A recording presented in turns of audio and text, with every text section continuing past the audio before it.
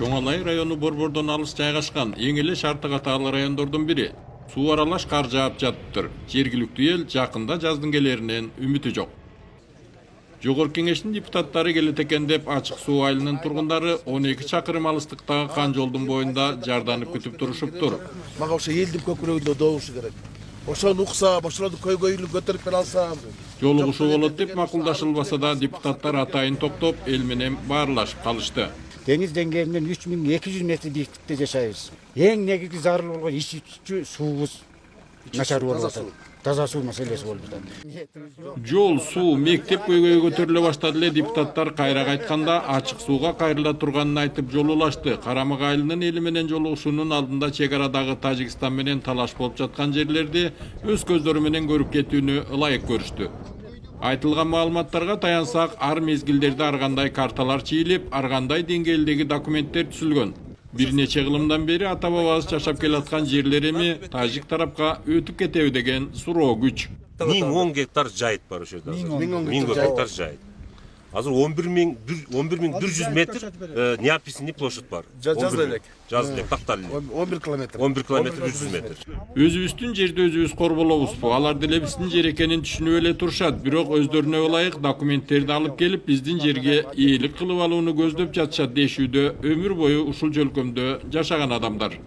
Ona yerde tuğulup çoğalgamın, ona yerde oncu bulakta. Ona yerden o yerde jayloğa çıkat elek. Ben 60'ka girdim. O yerde tuğulup çok şu yerden 20 yıl eşek menen ayran taşıdım ben. Mana ana suda. Ana suda bir turba koyulgan.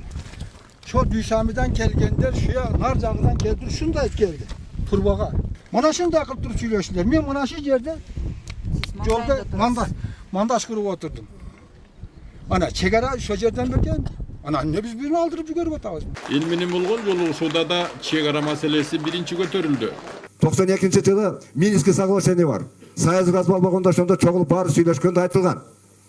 Эгерде ким ушул күнгө чейин кайсы жерди кандай абалда пайдаланган болсо, ошол жер ошолордун менчигине калсын деген соглашение болгон. Эмне үчүн ошо соглашениени көтөрүп ошого таянбайбыз биз? Чоңалайлыктардын дагы бир суроосу чек ара аймагы деген өзгөчө статус берүү болду. Biz buna granitsada turabız. Biz çegara statüsünü beriңиздер деп суранып атабыз. Эмнегедир турук айылы башка айылдарга тийген шыбагадан куру калган. Hazır bizde en balaga pasoyanı başka yerlerden 80 somdan kam төлөйт. Veteran invalidlerge 200 somdan kam төлөйт. Чоңалай районунда суга сууларына болгон муктаждык чоң. Bizde Çoğalay'da kurulup yatkan çoğun obyektinin biri Cekendi Şive kanalı. Prezidentimiz premier болып тұрған bizde өзі көзінің қарагінде қарайым деп кеткен ошол адам. Бүгүнкү күндө ошол канал не себептен токтоп калды? Балдарга бериле турган жөлөк пулдун ар кандай шылтоолор менен берилбей жатканы тоолуктарды капа кылууда. Bir uy 10 koyun bolsa pasoya kömbeyt deyt. Ошол жаш энелер bir uydu 5 балалуулар эртең сентябрь айында бек алып чыгып сатып bir катар окуу кийим кылат. Ошону менен олтурат. Алардын тамагы, алардын башка нерсеси эмне кылат билбейм. Пасоя маселеси ушунчалык оор. Эч болбогондо мына бул биз олтурган маданият үйүнүн акыбалын карасаңар деген да суроо коюлду. Азыркы ушул өнүгүп техника, илим жетишип аткан мезгилде bir айыл өкмөтүндө bir заман талабына ылайык жооп бере турган маданият үйүбүз жок. Албетте, тоолуктардын борбордон келген депутаттарга болгонун айтып алалы дегенин да туура түшүнсө болот. Ош облусунун губернатору Узарбек Жылкыбаевдин билдиргенине караганда, аталган аймакта мектеп жана башка социалдык объектилердин курулуштары ишке ашып жаткан фактылар арбын. Мында айтылган элдин суроо талаптары боюнча иштер жүрүп жаткан. Сунуш кеткен. Жергиликтүү бийликтен да кеткен, бизден да кеткен. Бул сиздердин айылды баягы чек ара аймагына деген статус берүү боюнча сунуш кеткен. Азыр каралып атат, буюрса чечилет бул боюнча. Ал эми жол маселеси боюнча бөлүнгөн бюджетке жараша быйылкы жылга да бир катар иштер белгиленген. Быйылда 1 километрлер калды эле. Кудай буюрса жакшы сапат менен аны ошол завод менен бүтүрүп беребиз, завод менен макулдашканбыз. Шайлоочулардын мына ушул жана башка бир катар суроо талаптарын угуп, жогорку кеңештин депутаттары айтылган маселелер боюнча аракеттене турган болушту. Абдан силердин мына түптөп айтып атканыңардын бардыгын биз биринчиден парламент трибунасынан көтөрөбүз муну, экинчиден маселени өкмөткө катуу коебуз. Бул боюнча Силердин оюңардагыдай эле биз деле бекем турабыз. Жөлөк пул берүүнүн тартиби элдин ага болгон талабы боюнча депутат Элвира Сурабалдиева жооп берди. Совокупный доходтон пенсияны чыгарттырган мына ушу 2 жыл 3 жыл көтөрөт деп аны деген чыгарттырганбыз. 1 ой 2 ой болсо эле чыгарып салат деп. Бунун баары парламентте көтөрүлүп атат. Мен ойлойм дагы киргизебиз, дагы караштырабыз, дагы сунуштарды киргизебиз. Ал эми чегара аймагы боюнча өзгөчө статус боюнча мына булар айтылды. Жакында эле бир топ айылдардын аты берилди, ошолорго статус берилейин деп атат да. Мен ошолордун арасында барбы жокпу, бул карамык айыл мен карап көрөм. Эгер жок боло турган болсо, мен керт башы менен кепилдик берем, мен өзүм сунуш кылып киргизем ошо. Карамык айылда. Ошону менен Карамык айылындагы жолугушуу соңуна чыкты. Дароо Откоргондо да депутаттарды эл күтүп жаткан болчу. Кайды деп аталган Кытайдын компаниясы туурасында буга чейин да бир нече рет айтылган. Кытайдын компаниясы мамлекетке канча үлүш берип атат? Канча концентрат алып чыгып кетип атат? Башка тармактар не болуп атат? Эч ким неме кылбайт да. Бүгүнкү күнү хвостах хранилищада пленка бар жок болуп спор болуп атат. Аяктагы жолугушууда бир элдин 60% ушу кайды боюнча сүйлөштү.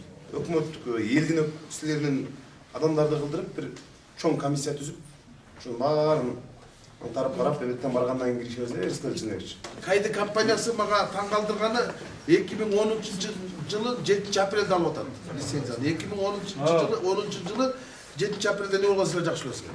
Аймактагы Карашыбак айылы кароосуз калыптыр. Шуну карап койсоңуз, Карашыбак айылынын заставаны, элини, мектеп да жок, таза суу да жок. Мынакей, бурчту караң, бурч уже аварийный состояние түшөйүн деп калды. Наргы баштагы. Ачык суу айылынын тургундары Жогорку Кеңештин депутаты Рыскелди Момбековду мектептин жанында күтүп жатышыптыр. Мектептин бир корпусу толук кулап калган. Экинчи корпусу да калчылдап араң турат дешүүдө.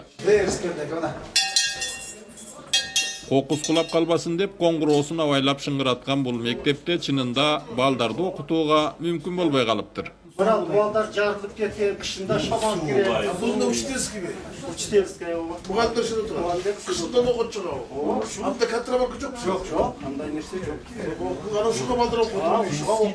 Азыр башка. Ачык суудагы булактардын суусу ичкенге жараксыз. Ылдыйтан жогору карай 17 миллион сомго таза суу тартып келүү боюнча долбоор бар. Бирок ошончо жерден суу тээп чыгара турган насос жылыга күйүп кетсе, жылыга кантип алмаштырып турабыз деген күмөн бар. Жергиликтүү эл 4 миллион сомго эле жогортон суу тартып келсек туура болмок дешет. Биздин каттардагы бар. Мында Көккүйүк деген суусу бар. Бул таза суу да. Ичкенге аябай таза. Ошол келет. Майларын алып берген болсо, трактор сүйлөш берген болсо, биз трактор казып баштагандан артынан тартып келебиз бизче.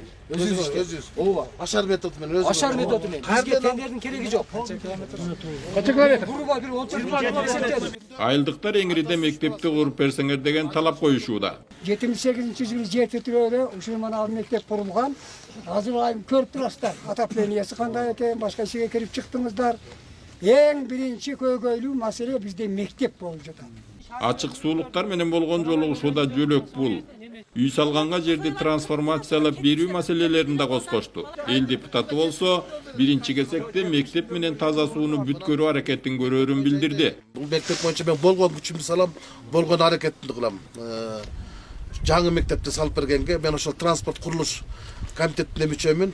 Таза сууду бизге карайт, мен таза сууду дагы айтам. Бул эки маселени тең мен артынан кууп, чечкенге аракет кылып канга убадан берем. Ушул эле маалда депутаттар Элвира Сурабалдиева менен Жанар Акаев Кашка суу айылында жолугушуу өткөрүп, мында орун алган көйгөйлөрдөн кабар алышты.